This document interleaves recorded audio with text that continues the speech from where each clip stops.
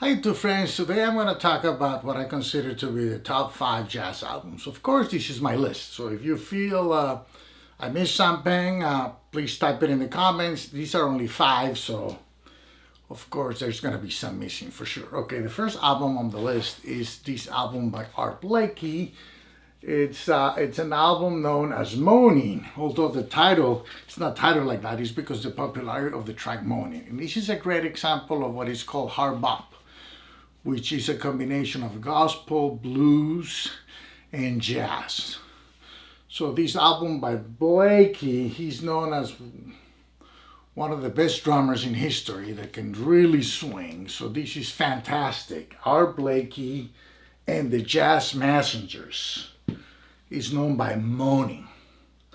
Okay, the next album is of course this album by Miles Davis called Kinda Blue. Album has the track So What, all blues. The saxophone players here are John Coltrane on tenor, Cannonball Adderley on alto, with Bill Evans on piano, and Paul Chambers on bass, as well as Jimmy Cobb on drums.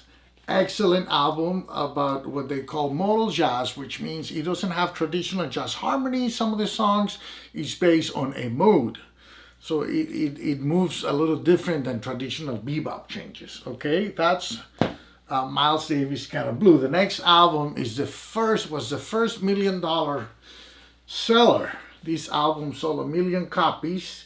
Time Out by the Brubeck Quartet, and also the song Take 5, which was written by Paul Desmond, the saxophone player, also was the first jazz single that sold 1 million copies. So the album sold 1 million, the single sold 1 million, were the first in jazz history. I used to think that the best of Dave Brubeck was, the best part of Dave Brubeck was Paul Desmond, but I learned recently that Dave Brubeck had an injury in 1951. This album was recorded in 58. And his injury involved the neck and his spinal cord, so he had to change his style to more block chord. So Dave Brubeck's style is not really fluid necessarily like other jazz pianists, but then again, Paul Desmond's a great soloist in this album, so it's a fantastic album. The next album is an album by John Coltrane called Giant Steps. Of course, Coltrane has a Love Supreme, but this is a fantastic album with Paul Chambers on drums. Has the song Giant Steps and the song Neima, also a song, a tribute to Paul Chambers, Mr. PC. This is a great innovative album. Coltrane sound, his tone, the interaction of the players. This is a fantastic Coltrane album. And this is before he went avant-garde later in the 60s. This is a 1960 album. Okay, and then my last album on this list is a 1962 album called The Bridge by Sonny Rollins. Sonny Rollins, sometimes he's forgotten, not because he's not great, but it's because, you know, with Coltrane and Miles, and so his name doesn't come first necessarily when it comes to jazz, Sonny Rollins, but he's a master.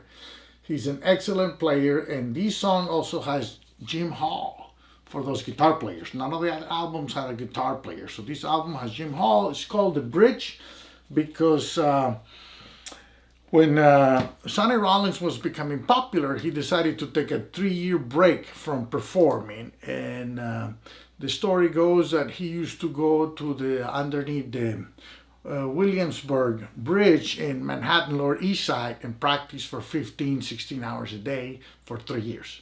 So that's what the title is called, The Bridge. I know my albums look kind of new because I recently got them. I got the CDs that I played for a long time.